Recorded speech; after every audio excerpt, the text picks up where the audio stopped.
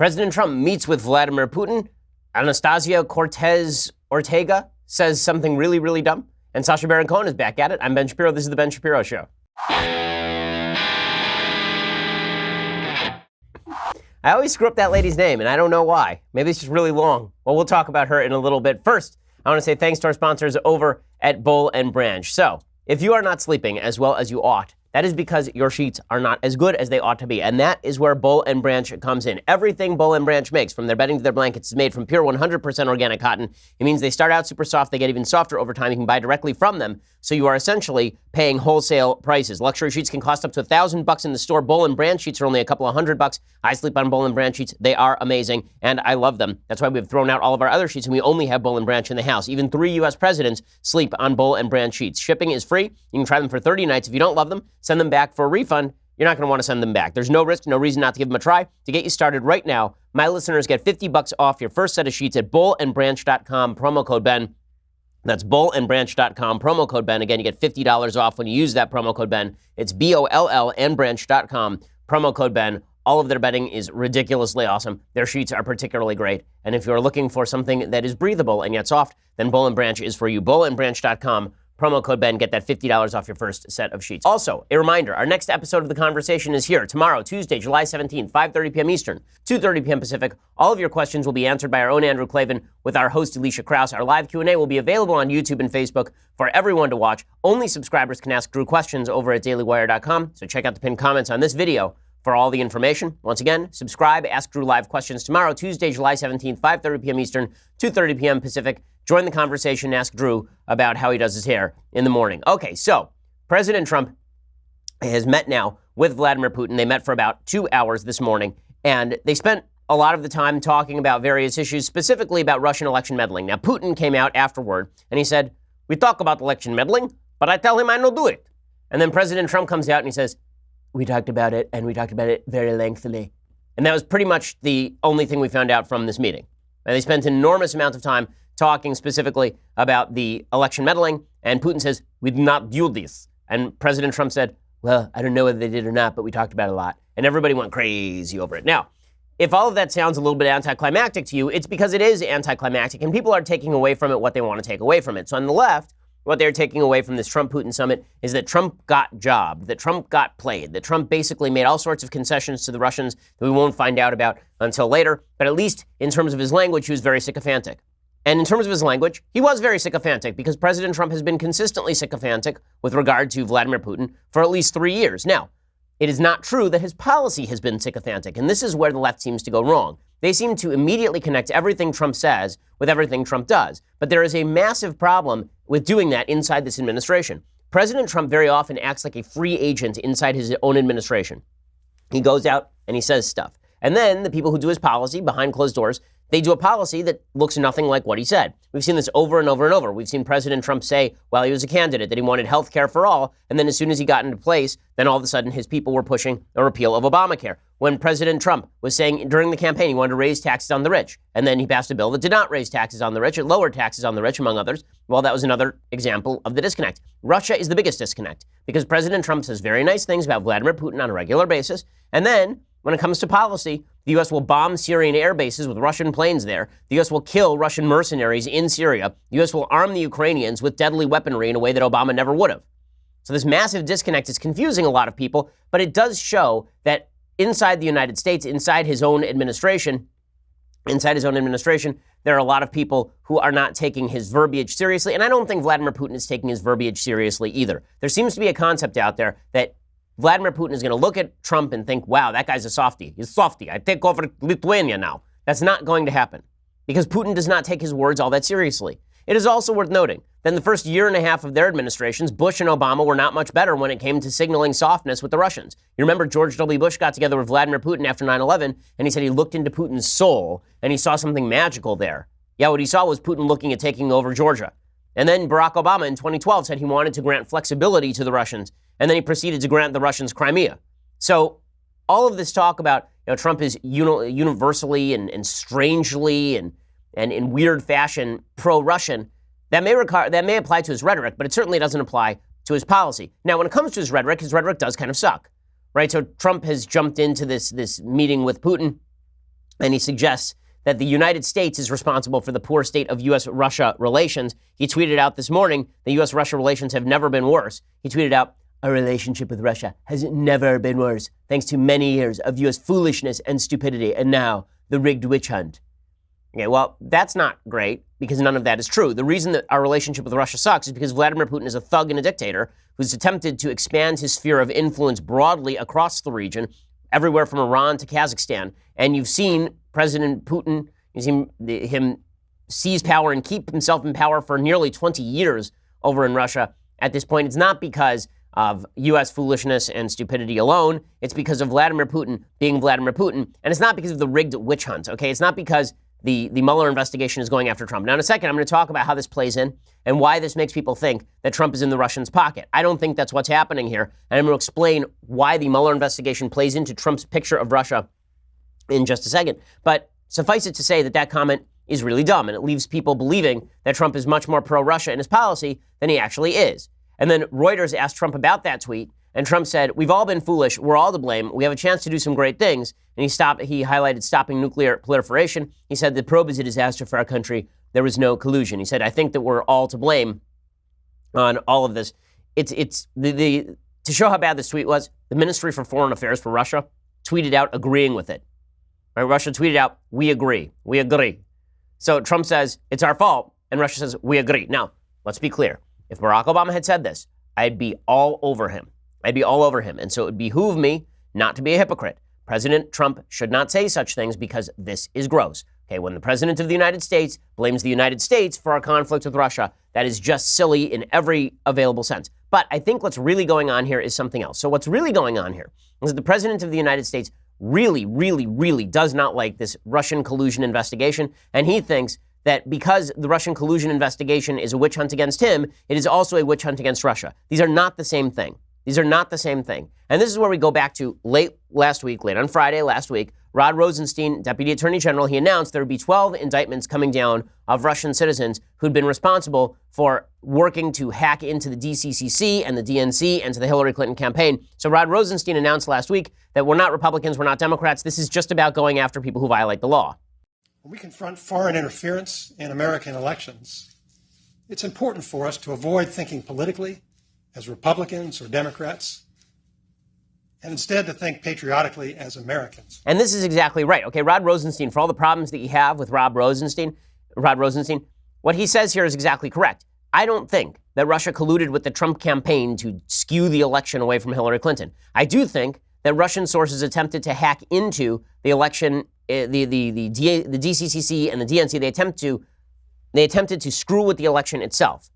And so when Rosenstein says we should worry about the law, the law breaking, we shouldn't worry so much about how it affects either of the parties, he's exactly right about this. And as we discussed last week, the indictments are pretty telling. There are a few things to know about that, right? It is pretty clear from these indictments that GRU agents, that would be the newfangled KGB, 12 GRU officers knowingly and intentionally conspired with each other and with persons known and unknown to hack the emails of the Clinton campaign, the DCCC, and the DNC. Around April 2016, the conspirators began planning how to release Hillary Clinton's emails. Around June, they began releasing that material via DC Leaks and Guccifer 2.0, and they spearfished John Podesta as well as other top Clinton campaign officials. They got a lot of material.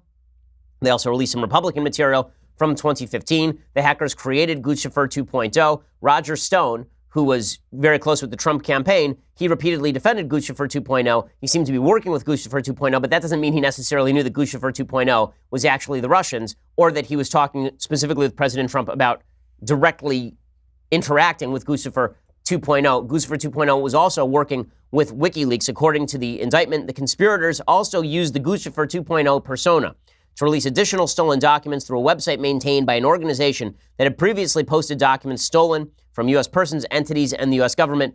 Presumably, that would be WikiLeaks. They released over 20,000 emails and other documents stolen from the DNC network. That began 3 days before the DNC. As you recall, President Trump has been saying all along he doesn't think that the hacking was actually the Russians. He thought that it was a 400-pound man living in his mother's basement or some such nonsense. And then there were a bunch of conspiracy theorists, including some pretty mainstream voices, who suggested that it was all Seth Rich, that it was some DNC staffer who had actually leaked all of these emails to Guccifer 2.0, who had released all of them, and then they suggested that Seth Rich was murdered over that. There was no evidence for any of that, and it turned out to be false, right? All of this turned out to be false. Well, here is the problem. Here's what the left perceives, and then here's what the right perceives. And I think that there's some elements of truth to the perceptions of both, but the truth lies somewhere in between. So what the left perceives is that President Trump was very pro-Russian since the beginning of the campaign. This must have been because he was in Vladimir Putin's pocket. And then when the Russians started hacking, it was pretty clear that it must have been that Trump was coordinating with Russia to make all of that happen, because that's the only way Hillary Clinton possibly could have lost this election, is if Donald Trump and the Russians conspired to steal the election. And then they say, well, now Trump is being super pro-Russian and super anti-probe because he knows the probe is going to find something, and because he believes that the Russians were the people who got him elected and he's best friends with them. Okay, so here's what they're right about and here's what they're wrong about. They are right that the Russians attempted to affect the election in 2016. They are correct about this. They are wrong about everything else, at least so far as the evidence says now. There is no actual hard evidence that the Trump administration, Trump campaign, coordinated with the Russians during the campaign or post-campaign in order to create soft Russian policy. There's no evidence of that at all, and there's no evidence that Trump is personally in Putin's pocket. Now, here's what the right says. What the right says is Donald Trump is not in Putin's pocket. Donald Trump did not cheat during the election. Hillary Clinton just lost it. Donald Trump has not been too weak on Russia. He's actually been pretty harsh on Russia in terms of policy. And therefore, all of this hacking talk and all of the collusion talk is nonsense. All of the hacking and all the collusion talk is nonsense. All of it is ginned up by people who just don't like Trump. Now, that is also only half true. It's true that Trump is not in Putin's pocket. It is true, as far as we know, that Trump did not coordinate with the Russians during the campaign. But it is not true that the Russians did not attempt to... It is not true that the Russians didn't hack into the DCCC or the DNC or Hillary Clinton's campaign. So I'm going to tell you the real story in just a second, and then we'll see how these two narratives play into what the right and the left are saying about the Trump-Putin summit. First, I want to say thanks to our sponsors over at Betterment. So Betterment is the largest online financial advisor. They're designed to help customers build wealth, plan for retirement, achieve their financial goals. Here's the reality. You think about spending time playing the stock market or investing in real estate. How much time are you actually going to spend on that?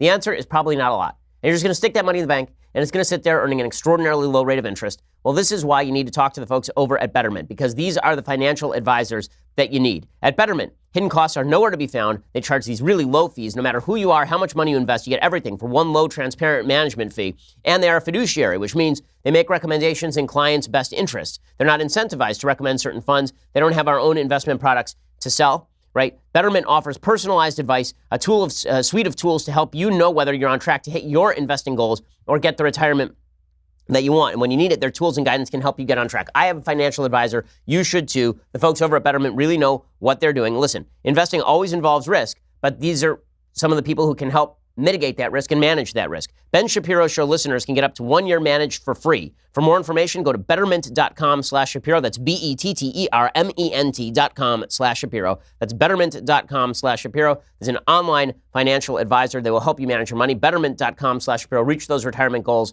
and then you don't have to do it yourself. Betterment.com/Shapiro. You can get up to 1 year managed for free. It's a fantastic service. You really owe it to yourself to go check it out. Okay, so how do these two narratives play into what everybody is saying about the Trump-Russia, the Trump-Putin sort of meeting? Okay, so first of all, let's talk about what Trump is saying about the collusion investigation. So here's what Trump tweeted. So Trump tweeted out, "These Russian individuals did their work during the Obama years. Why didn't Obama do something about this? Because he thought crooked Hillary would win. That's why. Had nothing to do with the Trump administration, but fake news doesn't want to report the truth, as usual." Okay, so he's not wrong that Obama didn't do enough about it, obviously, but Trump would go on to essentially claim that a lot of this was just false in general, that the hacking itself may have happened or didn't happen or has been exaggerated in some way. Right? He's focusing in on that angle, and that's what he's been saying sort of all along. He hasn't yet said that the indictments themselves were BS. But there are allies of his who have said that the indictments themselves are BS. So Devin Nunes over at the House Intelligence Committee, right? He says that this is basically a witch hunt. The indictment in itself is ridiculous. This is clip 3. The indictment plays like they're only going after the Democrats when Bob Mueller and all his investigators and his lawyers know for a fact that they also targeted Republicans. Why is that not in the indictment? It makes the indictment look ridiculous. Okay, all of that is fine, but the fact is the indictment says what the indictment says, and it's pretty clear the Russians were trying to meddle in the election. Again, because the right is trying to claim that Trump is not in the pocket of Putin, which he isn't, they're also trying to claim that the entire indictment is wrong. that somehow the Russians were not attempting to affect the election in any serious way. And it's because Republicans are reacting like this, it's because Trump has reacted like this, that the left therefore thinks that Trump is even more in the pocket of Putin. Right? So here's how it goes. The left says Trump is in Putin's pocket, and he's in Putin's pocket because Putin hacked the election. And Trump says, wait a second, I'm not in Putin's pocket. And also, Putin didn't hack the election. And the left says, see, he's lying about Putin hacking the election, which shows that he's in Putin's pocket. And Trump says, but wait, I'm not in Putin's pocket.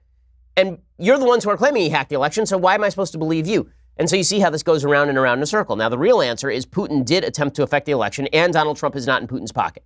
Right? Both of these things can be true all at once. And the problem is that nobody is going to play this honestly. Nobody is going to honestly look at these issues and look where the evidence takes them. Instead, they're going to jump to the assumption they think most meets with their preconception of the situation itself.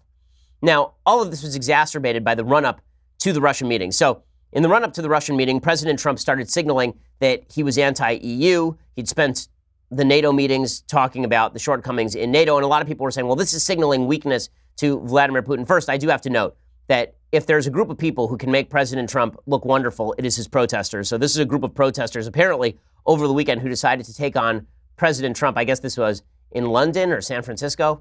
There's a dummy of President Trump, and it looks like a bunch of gay activists who are punching the dummy of President Trump and losing. This is very inspiring stuff, deeply inspiring. This guy's got the right hook of my grandmother, and she's 88 and in the hospital. So it's a really solid group of folks. Yes, this is clearly making the discourse just enormously, enormously better. Just really, really well done over there. Okay, so anyway, President Trump is over in Europe, and in the middle of his visit to Britain, he suggests that the EU is a foe on trade. Here's what he has to say. Well, I think we have a lot of foes. I think the European Union is a foe, what they do to us in trade. Now, you wouldn't think of the European Union, but they're a foe. But that doesn't mean they're bad. It doesn't mean anything. It means that they're competitors. They want to do well, and we want to do well. So again, it's President Trump's language people are paying attention to, where he says that they're a foe. What people are saying is that, well, he's saying that Russia's a foe and the EU's a foe. The EU is an ally. Russia is not an ally. But the truth is that President Trump uses words like foe pretty loosely. He uses words like friend pretty loosely. The president is very loose with his language. None of this means that the policy that emerges is going to be dramatically anti-EU and dramatically pro-Russian.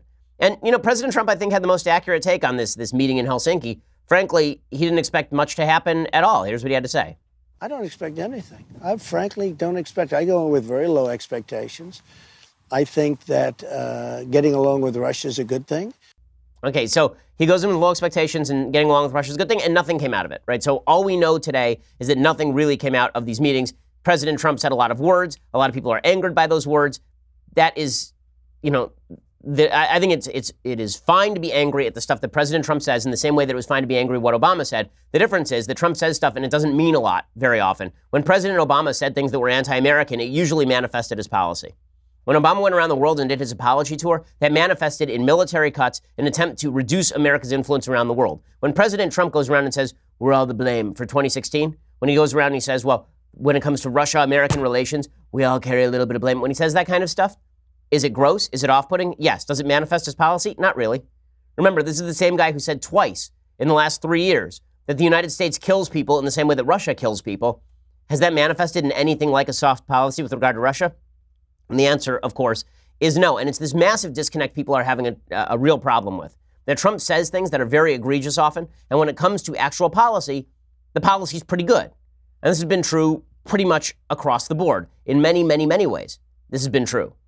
Right? The President of the United States says a lot of stuff, and nothing much comes out. So here's what President Trump tweeted out about the upcoming Russian meeting. So he tweeted a bunch of stuff. He tweeted, the stories you heard about the 12 Russians yesterday took place during the Obama administration, not the Trump administration. Why didn't they do something about it, especially when it was reported President Obama was informed by the FBI in September before the election? Okay, then he continued along these lines, and he said, congratulations to France, who played extraordinary soccer on winning the 2018 World Cup. Additionally, congratulations to President Putin and Russia for putting on a truly great World Cup tournament, one of the best ever. And people went nuts over this because, oh my God, he's complimenting Putin, as opposed to Obama, who also would have complimented Putin on the handling of the World Cup. Hillary Clinton, by the way, tweeted in response to this. Hillary tweeted in response, great World Cup. Question for President Trump as he meets Putin. Do you know which team you play for? Well, Hillary, he doesn't play soccer. Unlike you, he's the president, so there's that. But and he says, great world, which team does he play for? This is the left's misperception, that Trump plays for Team Russia. No, Trump says a lot of stuff. So here is Trump's general approach to negotiations. Trump's general approach to negotiations is he tries to win you over. He tries to be really nice to you. He tries to be really suave and debonair and charming. He tries to charm you into a position where you like him. And then he hopes to get something out of you. Okay, that doesn't actually manifest in terms of him giving something over very often.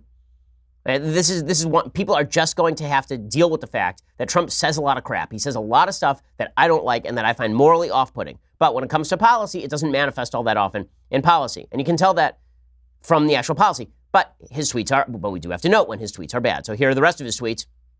The president continued. He said, heading to Helsinki, Finland. Looking forward to meeting with President Putin tomorrow. Unfortunately, no matter how well I do at summit, if I was given the great city of Moscow as retribution for all of the sins and evils committed by Russia over the years, I would return to criticism that it wasn't good enough, that I should have gotten St. Petersburg in addition. Much of our news media is indeed the enemy of the people and all the Dems. Know how to do is resist and obstruct. This is why there is such hatred and dissension in our country, but at some point it will heal. So, again, it's all about President Trump. It's one of the off-putting things about the president is that everything seems to be about President Trump except for policy. Now, here's the reaction to all of this. So the reaction to all of this begins with some folks on the right who are very upset with President Trump, and it extends to some people on the left who are very upset with President Trump. Again, I think there's a lot of sound and fury signifying nothing in the end. First, I want to say thanks to our sponsors over at Mint Mobile. So, you probably have a deal with some big wireless company, and you're probably spending a fortune on your wireless coverage every month. There is no reason for you to do that. The big and big wireless stands for a lot of things. Big contracts, big bills, big secrets. Companies like AT&T and Verizon, they don't want you to know that there's a way to cut your wireless bill down to just $15 a month. This is Mint Mobile, the game-changing company. They've taken everything wrong with big wireless. They've made it right. Mint Mobile is proving to millions of Americans getting your wireless bill doesn't have to be the worst day of the month. Mint Mobile makes it supremely easy to cut your wireless bill down to just $15 a month. You use your own phone with any Mint Mobile plan. You can keep your old number along with all of your existing contacts, and then you can choose between 2, 5, or 10 gigabyte 4G LTE plans. No more paying for unlimited data that you will never use.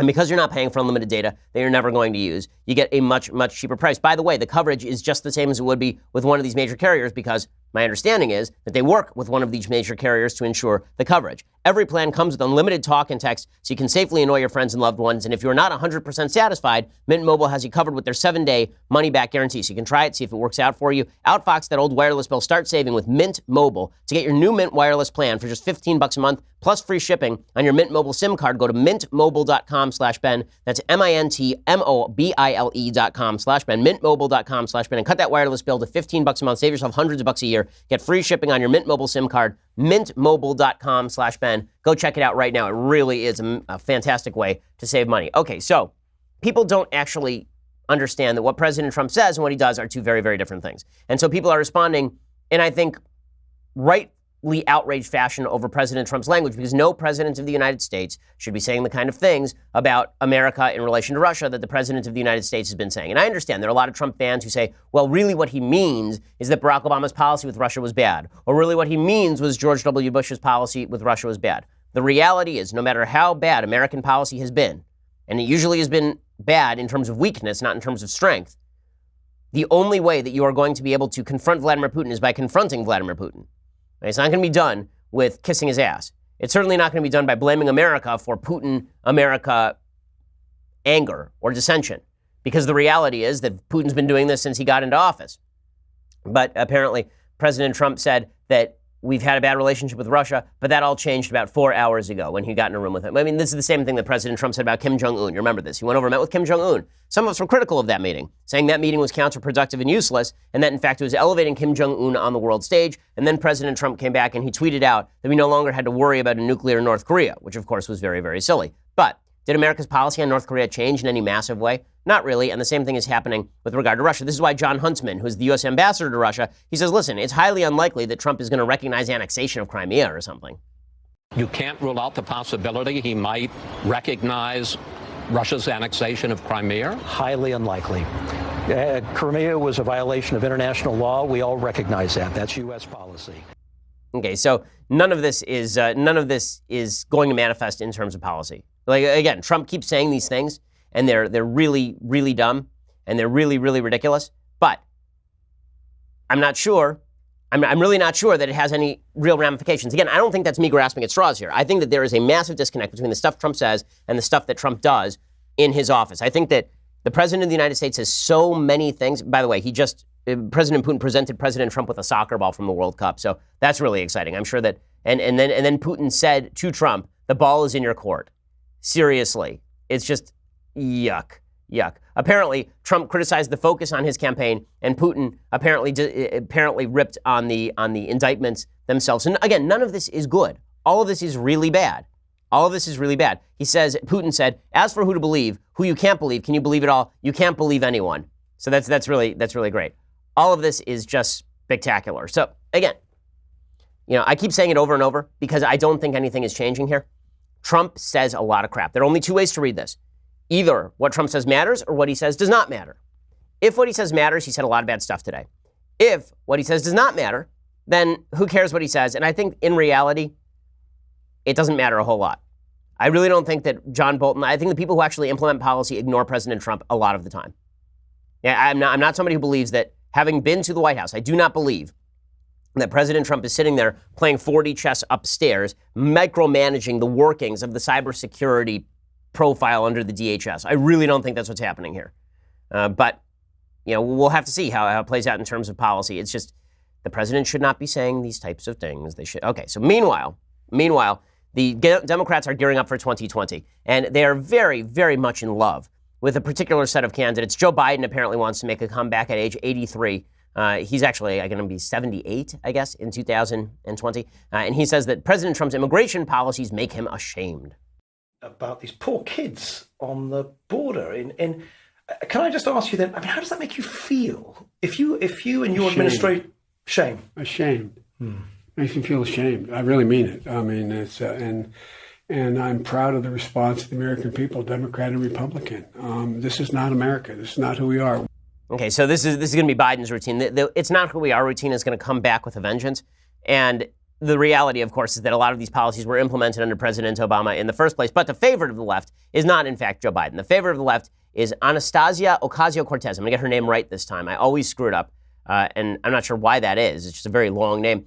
So she was on with Margaret Hoover of Stanford University. And Margaret Hoover was asking her on firing line about her beliefs about the Middle East. Now, let it be known, Anastasia Ocasio-Cortez, she's a 28-year-old former bartender. She has her degree in international relations. So watch as she begs off the question because she doesn't know where Israel is, doesn't know where the Palestinians are, and thinks that screaming occupation into the air means something. Watch this is amazing. What people are starting to see, at least in the occupation of Palestine, is just an increasing crisis of humanitarian condition. You use the term the occupation of Palestine. What did you mean by that? I think what I meant is like the settlements that are increasing in some of these areas and places where Palestinians are experiencing difficulty in access to their housing and homes. Do you think you can expand on that? Yeah, I think I'd also I am not the expert on geopolitics on this issue. Literally has an international relations degree. So let's be clear about something. If Anastasia Ocasio-Cortez were a Republican, is there any doubt that she would be labeled crazy eyes, nuts, doesn't know what she's talking about, stupid, affirmative action candidate? Right? This is exactly what they did with Michelle Bachmann and Sarah Palin. You remember it. They said it over and over and over about every Republican woman who was ever in a position of power. It was that she was stupid, she was affirmative action, she was only there because she was pretty, right? They did this about every Republican woman who ever reached a position of power that I can remember, except for maybe Condoleezza Rice, and they couldn't say it about her because she was black, and they didn't want to say it about a black woman. But there's no question that this woman is a dunderhead. It does show where the base of the Democratic Party is, though. If she says occupation over and over and over and doesn't know what the occupation is, doesn't know what she's talking about, has no clue, and then begs off the question, and gets away with it, it shows you that the base of the Democratic Party is anti-Israel. It also shows how radical the base of the Democratic Party is. Pretty astonishing stuff. So Anastasia Ocasio-Cortez, who has been named by Tom Perez the future of the Democratic Party, demonstrating full scale why she is the future of the Democratic Party. She's ignorant, she knows nothing, but she will be considered a genius no matter what because she's a democratic socialist. Just incredible stuff there from the Democrats. Okay, in just a second, I want to get to Sacha Baron Cohen, who's making headlines anew with his new series. But first, you're going to have to go over to dailywire.com and subscribe. So for $9.99 a month, you can subscribe to dailywire.com. When you do, you get the rest of my show live. You get the rest of Andrew Klavan's show live, the rest of Michael Knowles' show live.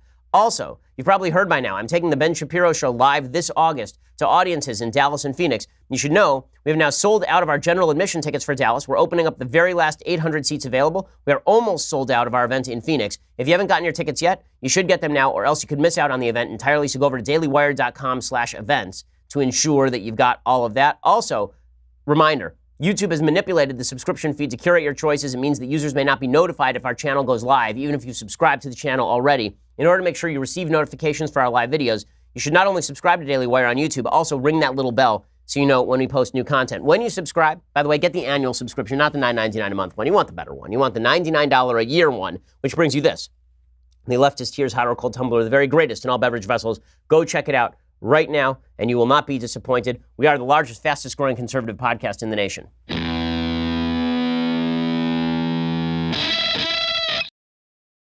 Okay, so the future of the Democratic Party is Anastasia Ocasio-Cortez, who doesn't know what the hell she's talking about on virtually any topic.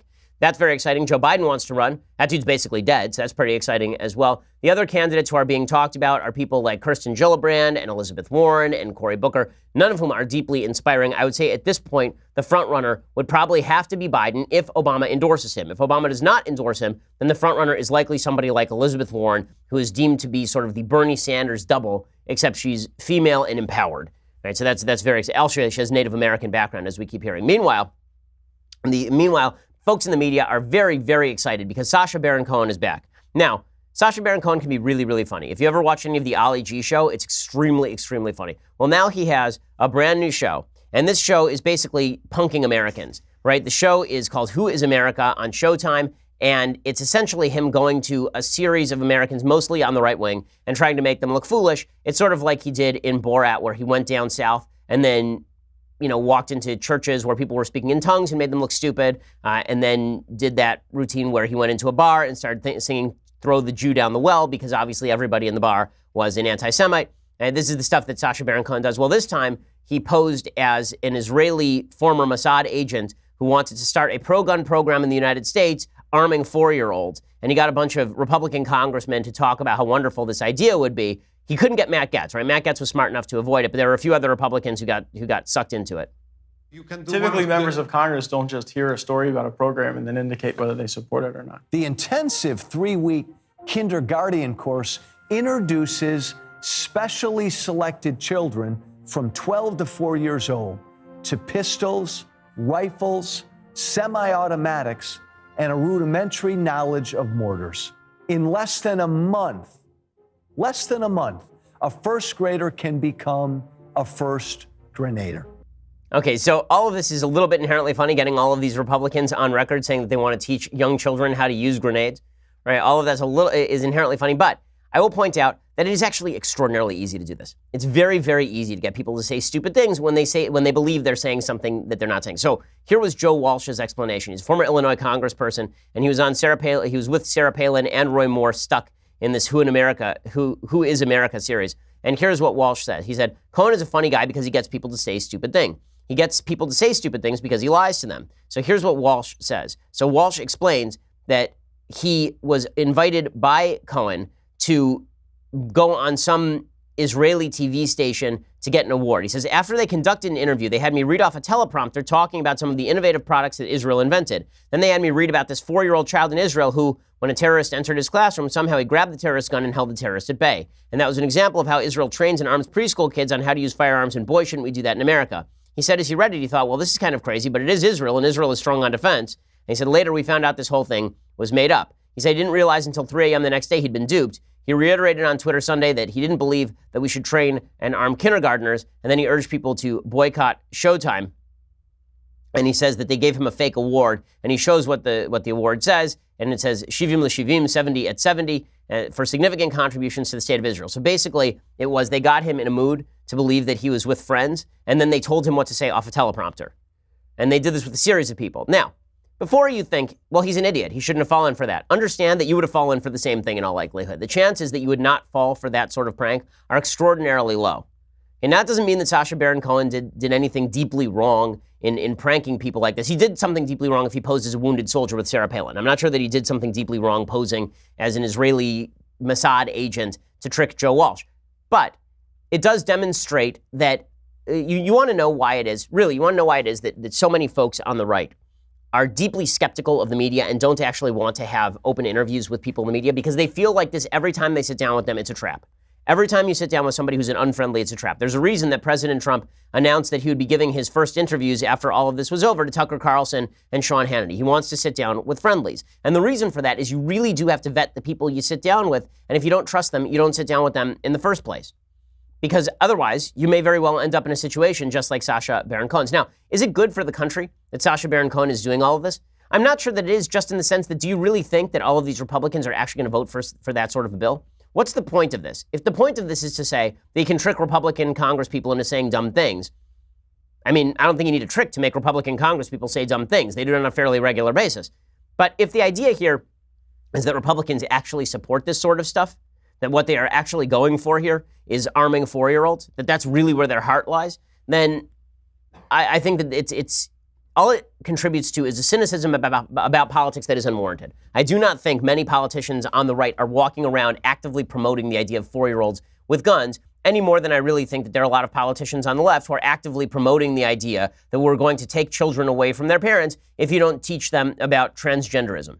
Now, I think we're a lot closer to the second than we are to the first. I think that there are a lot of people in the California state legislature who believe that you should be able to teach children what you want from the state schools. And if you don't teach those kids what you want from the state schools, then they are going to move toward somehow cracking down on parents. But they will say that without having to be prompted. Right? The real question is, what do people say without having to be prompted? What do people say in public without having to be prompted? So I think most Democrats have in their mind, I want to seize children from their parents. I don't think that. And I don't think most Republicans have on their mind they want to separate kids from parents at the borders. I don't think most Republicans have on their minds that they want to arm 4-year-old children. I really don't think that the gap in the country is that wide. But again, if the goal is just to make people look stupid, then I guess that people can look stupid and we're all supposed to pretend that all of this is normal.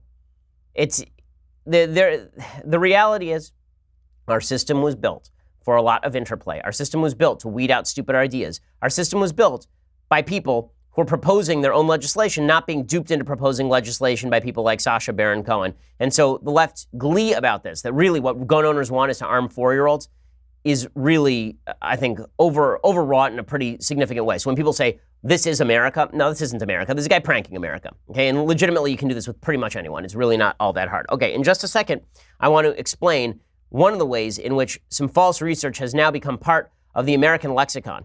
So here, I'm sure you've seen all these headlines. There are a bunch of headlines that have now come out that have been coming out for years and years and years and years. And they basically suggest that Republicans, conservatives are more authoritarian. Usually what these studies suggest is that if you have a tendency toward believing in rules, then you are going to be more authoritarian by nature. If you have a tendency toward believing in certain hard standards, that's because you're an authoritarian and therefore you're going to become a conservative. And there have been studies and headlines about this for the last several years, as particularly exacerbated as President Trump became President Trump. A lot of people saying, well, this is the authoritarian nature of the right, and finally the authoritarians on the right are showing their true colors. Now, really, all of this goes back to the so-called Frankfurt School. The Frankfurt School were a group of German expatriates who came over prior to World War II, and they were Marxists. They came to the United States, and one of the things that they promoted was the idea that America was a right-wing capitalist country on the verge of authoritarianism. They were trying to suggest that Nazism was an outgrowth of a capitalist free system because capitalism and freedom were an outgrowth of actually a hierarchical system that implanted in people a desire to believe in authority. Erich Fromm was one of the leaders here, a famous psychologist. He argued that fascism would rise in the United States thanks to its devotion to capitalism. He said capitalism sprang from social structures that had urged, quote, compulsive conformity, in the process of which the isolated individual becomes an automaton. And so the idea is that you're a babbit. You're a loser who goes to work and you slavishly follow the rules because you are actually an authoritarian, and that's why capitalism works in the United States. He says that we all have authoritarian character. Well, there have been a lot of people on the left who have been trying to prove this ever since. And so what you will see very often is these online surveys where they ask you questions about, do you believe that flag burning should be banned? And they say, if you believe that flag burning should be banned, it's because you're an authoritarian. And they say people on the right, they're authoritarians with rigid mentalities, rigid right-wing mindsets. And people on the left, they're just more free brain, they're just more liberal and open, and they just like things more. It turns out all of this is nonsense. Jesse Singal over at New York Magazine, who is on the left, but does some really good social science work. He says, these scales, in short, are all too often structured in a way in which respondents' tendencies toward dogmatism or closed-mindedness or intolerance are ascertained by asking them about issues that are politicized. And while social and political psychologists have sometimes asked about rigidity in ways designed to tap liberal ideas, the famed authoritarianism researcher Bob Altemeyer, for example, did publish a left-wing authoritarianism scale. This has been the exception rather than the norm. In other words, we've been told for years and years and years that right-wingers are authoritarians. And it turns out that that's not true. It depends on how you do the test. So when you encounter an authoritarian quiz online, it usually is about banning flag burning. But you'll never see an authoritarian quiz online talking about banning hate speech. Why? Because the people who are designing those quizzes want the results to come out that right-wingers are more authoritarian. Now, as it turns out, there are people who have come up with tests that are biased against the left. And here's what it found. These tweaks affected which group responded more dogmatically a great deal. Liberals scored as more dogmatic than conservatives when it came to their agreement with sentiments like, when it comes to stopping global warming, it is better to be a dead hero than a live coward, and a person who thinks primarily of his or her own happiness and in doing so disrespects the health of the environment is beneath contempt. While conservatives, by contrast, scored higher than liberals on items tuned in the opposite political direction. So again, speaking of the Sacha Baron Cohen technique with regard to the media, it also applies to science. Very often, some of the social science that you read is inherently biased in an attempt to generate a headline. It's one of the reasons why we always have to be very careful when we read social science headlines and determine whether or not they are true. This is why there's some of us who are very critical of a lot of the social science with regard to, for example, transgenderism, because it seems like a lot of this stuff is biased in its construction. It seems like the media is attempting to push an agenda, mainly because the media are attempting to push an agenda. There's a headline from the New York Times about a transgender competitor from Spain in the Miss Universe contest. And the headline was, basically, isn't it wonderful that this transgender competitor is teaching school children that girls can have a penis and boys can have a vagina? And the answer is no, that's not wonderful because that's anti-scientific. But when you bias the science, when you make up the science as you go, it turns out that it's very easy to generate a headline in any direction that you wish to generate a headline. And this is just the latest example, the most obvious example. So next time, before you believe a social science headline, check out the basis of the headline. It may very well be that the people who designed it were looking for a particular outcome before they even began. Okay, time for some things I like, things I hate, and then we'll do a Federalist paper. So today's things I like. So Alexandria Ocasio-Cortez, getting it right for the first time today. Alexandria, not Anastasia, Alexandria Ocasio-Cortez, our great heroine. She says she is a democratic socialist. Democratic socialists typically say they are not socialists. She is. She actually wants to nationalize stuff. But democratic socialists say we're not socialists. We like the free market system. We just want to redistribute all the gains, right? We want private ownership of things, but we want to redistribute. You know, like Denmark or Norway or any of those other countries, like the Netherlands. There's only one problem with this. All of this worship of Denmark, Norway, the Netherlands neglects what exactly made Denmark, Norway, and the Netherlands economic powerhouses before they attempted socialist projects. It also neglects the fact that in the past several years, they've had to cut social services specifically because of all of the massive growth of government and the incentive systems that have been created that are allowing people not to work. A great book on this topic is a book called Debunking Utopia by Nima Sanandaji, who was a Middle Eastern immigrant to Norway. And it's Debunking Utopia, Exposing the Myth of Nordic Socialism. It's about 250 pages, something like that. And it is a very clean debunking of the idea that this is utopia and that you can just translate it over to the United States. It's got all the stats and figures that you'd want. And it makes some pretty good points about how it is that people bias the case in favor of Norway or Denmark and against the United States, when in reality, Denmark particularly is a capitalist system, and their redistributionist programs have actually dampened the growth in a pretty significant way over there. Also, he explains why it is that you can't just take their system, apply it to the United States, and hope that it works the same way, because it obviously does not. I mean, the biggest point, I think, of the book is that when you look at a lot of these democratic socialist utopias, these places were basically great places to live before democratic socialism, because the culture in Norway and the culture in Denmark, it's a homogenous culture where people pretty much act alike and are part of a common family, or at least part of a common bond. And that common bond is not nearly as ethnically diverse and culturally diverse as the United States. You can't just take those programs, apply them to the United States, and assume they're going to impact in the same way. Also, he makes a great point, which is that if you look at Danish expatriates to the United States, they actually earn more than Danes back at home. So it's pretty good book. Debunking Utopia. Check it out. Nima Sanandaji, Exposing the Myth of Nordic Socialism. Okay, time for a quick thing that I hate. So speaking of trying to import Nordic socialism to the United States, San Francisco's been trying this for years, and it is a giant fail. They've been trying this with rent control. They've been trying this with all sorts of benefits for the homeless. They've been trying this with the idea that you have a right to sleep on the streets, and the result has been giant piles of poop in the streets. So here's the mayor of San Francisco explaining that what used to be one of the cleanest cities in America now has piles of feces on the corner. You're a native of San Francisco. Is this the worst you've seen it? I will say that there's more feces on the sidewalks than I've ever seen, growing up here. That was something that wasn't the norm. Than you've ever seen. Than I've ever seen, for sure. And that is a huge problem. And we're not just talking about from dogs, we're talking about from humans. Okay, so that's just delightful. And then there's a picture of poo.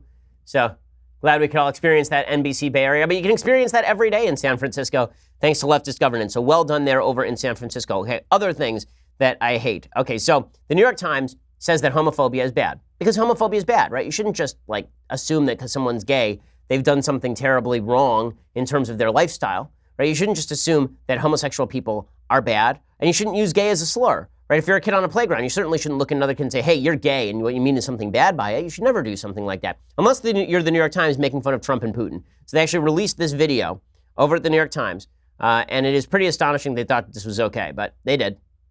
Do you have a relationship with Vladimir Putin? It's a picture of Donald Trump opening the door, muscular Vladimir Putin, Trump feeling his heartbeat, giving him his heart. And there is Vladimir Putin riding the car, Trump putting his hand on Vladimir Putin's hand, his tiny hand on Vladimir Putin's huge hand, and then them riding a unicorn, both of them nearly naked, riding through a field of rainbows. This is seriously, the New York Times put this out. And then them looking into each other's eyes with love. And then Trump kissing Vladimir Putin. And fire blazing between their lips as they actually play tongue hockey with each other. It's really disgusting.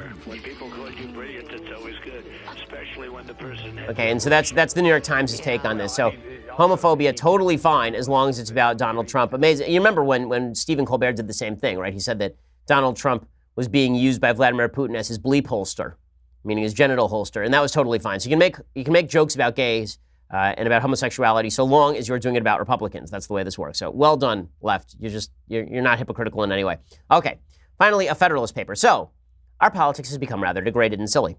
You may have noticed this. Well, let's go back to the founders, who are not quite as degraded and silly. James Madison, Federalist 37, he talks about why it is that we need a constitution. He says the purpose of the Constitution is to balance energy and stability. He says energy in government is essential to that security against external and internal danger and to that prompt and salutary execution of the laws which enter into the very definition of good government. Stability in government is essential to national character and to the advantages annexed to it, as well as to that repose and confidence in the minds of the people, which are among the chief blessings of civil society. So you need energy, but also stability. So how do you create a government that both can respond energetically to foreign crises and domestic crises, but is also stable? And that's what the Constitution is for. He says, listen, in trying to balance those things, it's kind of a miracle we've gotten this far. He says the real wonder is that so many difficulties should have been surmounted, and surmounted with a unanimity almost as unprecedented as it must have been unexpected.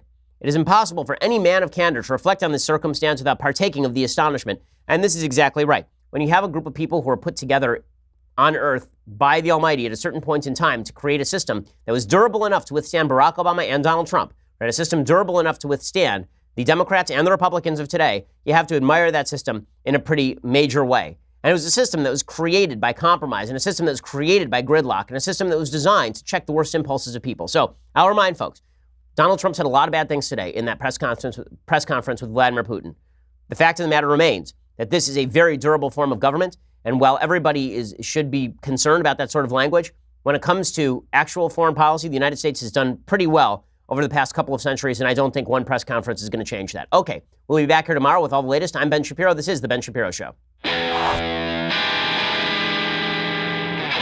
The Ben Shapiro Show is produced by Senya Villarreal, executive producer Jeremy Boring, senior producer Jonathan Hay. Our supervising producer is Mathis Glover, and our technical producer is Austin Stevens. Edited by Alex Zingaro. Audio is mixed by Mike Caramina. Hair and makeup is by Jesua Alvera. The Ben Shapiro Show is a Daily Wire Forward Publishing production. Copyright Forward Publishing 2018.